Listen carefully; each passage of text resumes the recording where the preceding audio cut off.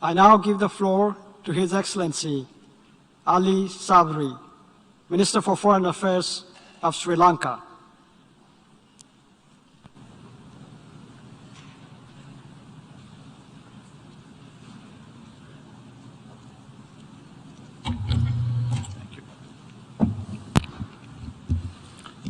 Mr. President, Mr. Secretary General, Excellencies, ladies and gentlemen, I'm honored to represent Sri Lanka at the 77th session of the UNGA, a session which after 2 years brings together world leaders post-pandemic to an assembly in person.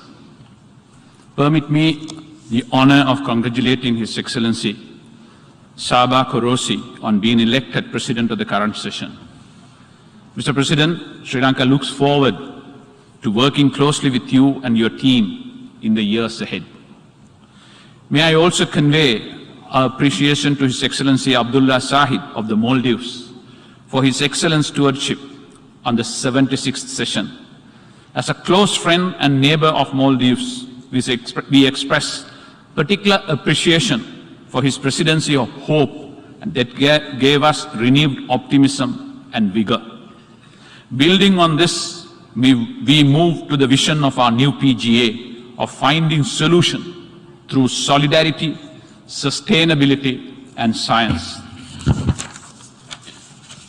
Mr. President, 77 years ago, when the battlefield of the Second World War was silent, but its horrors reverberated around the globe, a new world order emerged out of the remains of the old one. And that new world order was manifested by the Charter of the United Nations, developed by 50 nations at the San Francisco Conference. The United Nations is a table where every state can sit down, a forum where everyone can be heard and where everyone is equally important. This is the concept of multilateralism, and this is a fundamental political principle of diplomacy. It is said that multilateral diplomacy is similar to gardening. You plant, you wait, you sow the seeds, you wait, you trim, and you harvest at some point. In multilateralism, we talk to each other. We develop a relationship of trust and confidence. And if something was to come up, you have a base to work with. Excellencies, the world is facing a multiplicity of complex interlocking challenges. The far-reaching effects of the pandemic have been further exacerbated by the current global crisis. These vulnerabilities have been aggravated by the devastating consequences of what the Secretary General has referred to as five-alarm global fire, which has resulted inter alia in the triple planetary crisis of climate change, biodiversity loss, and rising pollution. We are, in addition, witnessing extreme weather patterns resulting in loss of life, property, and habitat, involuntary human displacement, and an accompanying food and energy crisis. Mr. President, it is not difficult to imagine that these trends lead to deepening inequalities both within and between states. Developing countries and their economies are at extreme risk, with the government facing debt default and financial collapse due to the lack of access to adequate capital, while people face rising poverty, unemployment, and hunger. As a consequence, nutrition levels, especially among the children, are being affected and their education and intellectual advancement disrupted. Despite our best efforts, our collective ability to realize the sustainable development goals or even to sustain the gains already achieved is becoming increasingly difficult. Mr. President, it is against this challenging global backdrop the significant changes have taken place in Sri Lanka since the last UNGA.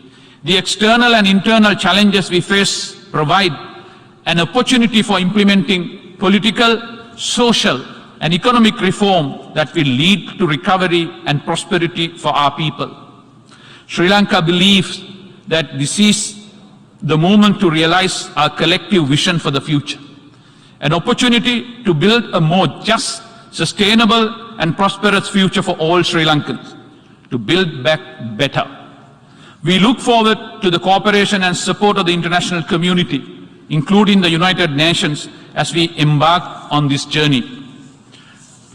Following prolonged social unrest and protests in the country, President Ranil Wickremesinghe, in his maiden speech in Parliament last month, stated, I quote, "I will implement social and political reforms requested by the nation," unquote. These measures include a review of the present procedures, the strengthening of the institutional framework of democratic governance, and adoption of urgent measures to restore long-term economic stability. We have understood that this will only be possible if we engage in a strict adherence to fiscal discipline and far-reaching economic and institutional reforms. Mr. President, we are committed to that process. It is envisaged that through the proposed legislative and constitutional amendment, democratic governance will be reinforced with independent oversight institutions as well as with enhanced public scrutiny.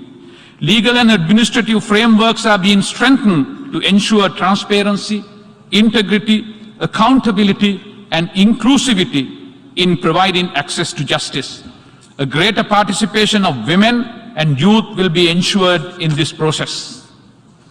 Mr. President, we remain cognizant of and acutely sensitive to the events that have taken place in the recent past. The government is extremely sensitive to the socio-economic hardship faced by our people. We are pleased to have reached a staff-level understanding with the IMF. We have put in place measures to protect the vulnerable segment of society and will endeavor to ensure that these economic reforms will have a minimum impact on their lives. Our institutions and society have demonstrated remarkable resilience in the face of very difficult circumstances. We unconditionally recognize the fact that one has the fundamental right to freedom of expression, which we all treat as sacrosanct. However, we also be appreciated that this freedom must be within the constitutional order and must be exercised having regard to one's fundamental duty to express oneself within the confines of the law. Mr. President, I am pleased to inform this August Assembly that Sri Lanka's nationwide strategy in containing the human health impact of the COVID-19 has been largely successful as a result of proactive and non-discriminatory measures by the government and the effective delivery capabilities of our strong healthcare infrastructure. Our vaccination drive exceeded WHO targets. However, as a developing country, we were highly vulnerable to the economic fallout of the pandemic. The virus has opened the window to the future, which we must exploit, highlighting the importance of multilateral cooperation through global health networks. Mr. President, permit me to briefly turn to the aspect of climate change. As a climate-vulnerable country, climate change has had the potential to adversely impact the Sri Lanka's socio-economic progress as well as the food security and livelihoods. Sri Lanka has pledged to meet the targets of Paris Agreement and our updated national determined contribution submitted to the UNFCCC last year with the aim of reducing emissions to achieve carbon neutrality by 2050. We firmly believe that these commitments should not adversely impact the green economic development objectives. We also appreciate that meeting NDC targets and executing the corresponding energy transition towards renewable and sustainable energy and energy efficiency measures will require significant climate financing. Mr. President, you will appreciate that we cannot do this alone. We believe that in tandem with our own efforts, the world's largest emitters of greenhouse gases, must fulfill their commitments and assist developing nations in adaptation and mitigation of measures under a common but differentiated framework. We need to work towards a just, sustainable, resilient and inclusive recovery from the adverse impact of climate change and the energy transition. Turning to the ocean, Mr. President, you will appreciate that as an island nation, we are acutely concerned about and sensitive to the impact of pollution and climate change on the oceans. With rapid pressure on land resources, the world is turning towards the ocean for sustenance, not only for food security, but also as a source of raw material for industry and energy. We are committed to the sustainable use of the ocean and its resources in consonance with SDG 14. At the UNGA May in this year, we were pleased to have led a small but significant nature-based solution to mitigate the impact of climate change that led to the UN declaring 1st March as World Seagrass Day. Seagrasses are an important carbon sink and absorb significantly more carbon than the tropical rainforest. Mr. President, there is a likelihood that the world will not reach the scheduled milestone to achieve zero hunger by 2030. It is predicted that food and nutrition security will be at great risk. Sri Lanka is paying serious heed to these warning signs. Sri Lanka supports sustainable transformation of agriculture to a modernized sector and encourages enhanced food production to ensure food security.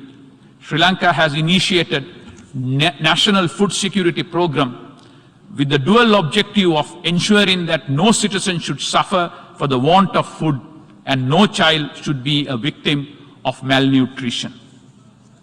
Adequate nutrition is a sine qua non and vital to ensure that children of all socio-economic backgrounds can enjoy good health. The provision of the quality education and health care for all is at the core of Sri Lanka's social protection policies and provided the foundation upon which Sri Lanka was able to mitigate the effects of global learning crisis during the COVID-19 pandemic. Rapid conversions to digital system of delivery of education threatened universal access. Participation and survival in the education system, especially in the children of low-income households. Sri Lanka aims to bridge the digital divide and ensure that no child will be left behind. Mr. President, despite severe challenges, we will endeavor to maintain the significant progress we have made towards achieving 2030 Agenda on Sustainable Development. Our efforts have placed us in a leading position in the Asia-Pacific region for SDG data availability, thus enhancing Sri Lanka's capacity for evidence-informed policymaking for SDGs in future.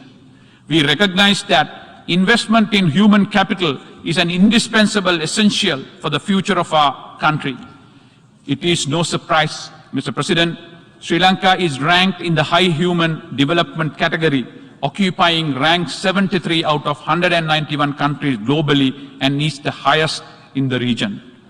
Having said that, we are nonetheless concerned that the current challenges have disrupted progress. The UN Secretary General has in a serious warning made reference to rescuing the Sustainable Development Goals. This warning is followed by an observation by the UNDP that for the first time in 32 years, the Human Development Index has declined globally for 2 years consecutively. Mr. President, let me say a word about global security. Geopolitical tension among nations have heightened, creating insecurity and polarization among states. Agreed framework for arms control, non-proliferation and disarmament have become fragile. At the 10th Review Conference of the NPT concluded recently, which remains the centerpiece of global nuclear disarmament and non-proliferation regime, we were regrettably unable to arrive once again at a consensus outcome. While we address contemporary challenges, Mr. President, we must not forget the lingering issue of Palestine.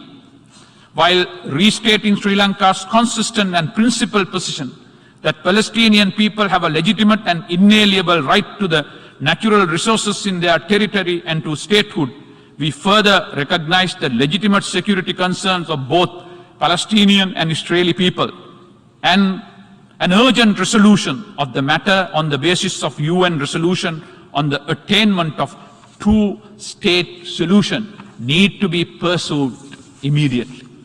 Mr. President, the absence of a regulatory supervisory regime concerning the use of new technologies in cyberspace and in artificial intelligence need to be addressed urgently. Their ability to cause large-scale disruption, disinformation, and undermine the scientifically established finding is of a real concern, a danger we all face. Sri Lanka, which is implementing the nation's first information and cybersecurity strategy, has identified the importance of establishing a partnership-based approach to protect cyberspace in order to confront multinational cyber threats. Mr. President, I must make a brief reference to the scourge of terrorism. Sri Lanka was a victim of terrorism for several decades. Terrorist choice of targets, methods of financing and radicalization, as well as the use of new technologies as weapons, has been constantly evolving. Legislative measures and law enforcement mechanisms must be put in place to counter radical ideologies leading to violent extremism and to curb the terrorist use and abuse the internet and social media platforms. At the same time, it is necessary to develop the critical thinking capacity of youth, strengthen community bonds, foster a sense of civic responsibility, and build community resilience to mitigate the effects and influences of violence extremist ideology leading to terrorism. Mr. President, as our contribution to maintaining international peace and security, Sri Lanka looks forward to enhancing our participation in UN peacekeeping operation with professional men and women to serve as UN peacekeepers. I take this opportunity to honor the thousands of men and women who, for decades, have helped countries navigate the difficult path from conflict to peace under the blue helmet. We have taken many measures to ensure that Sri Lankan peacekeepers with a wealth of experience in counter-terrorism and counter-insurgency operation are trained and equipped with theoretical and practical knowledge of all necessary functions of peacekeeping, including the promotion and protection of human rights. Mr. President, it is indeed a watershed moment for the international community, a moment of great challenge and opportunity. A complex and interconnected crisis that we face cannot be resolved by nations acting on their own. It is an opportunity to demonstrate global solidarity, diplomacy and collective efforts, leveraging the ideas and talents of all our people and all segments of our society to find transformative solutions which leave no one behind. Multilateralism, Mr. President, is a tool for diplomacy that rises above such challenges. Conflicts, disasters, and crises will not stop at passport control. Multilateralism is not without its shortcomings, and undoubtedly it provides a solid framework for resolving contemporary challenges. Mr. President, this I would say is the mission of this August Assembly, and perhaps the singular reason for which it was established 77 years ago, and that perhaps is the reason why Sri Lanka and many others applied to be members, to participate, to be visible, to be heard, to embellish this organization with our own flavors, perspectives, history, and knowledge to this fine amalgam and grow from common work discussions and dispute that we join issue with. I might wind up by citing the observation of one of our late prime ministers who committed Sri Lanka to the way of socialist democracy, to non-alignment and to independent foreign policy based on friendship with all countries, irrespective of differing ideological and social system, when he said, I quote, "We have to build up a new society for ourselves, one, as I have said, which best suits the genius of our country. We should like to get some ideas and principles from this side and some from the other, until a coherent form of society is made up that suits our people in the context of a changing world today.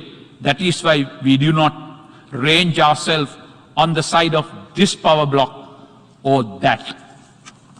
Mr. President, permit me to make an observation that the 193 nations represented here jointly share the responsibility to establish justice, to maintain peace, and ensure progress in a world that is in trouble as never before. We have a charter and a formidable body of international law, inclusive of our supreme law, the Constitution of the Republic, and other local statutes. We are acutely conscious of the fact that notwithstanding all these sophistications, multi-pronged challenges remain. The government of Sri Lanka is committed to overcome these challenges. It is to that commitment that Sri Lanka pledges today, in the sincere hope that we will exploit the crisis that is at hand, build back better, leaving no one behind, and rise to new horizons of freedom and progress. I thank you.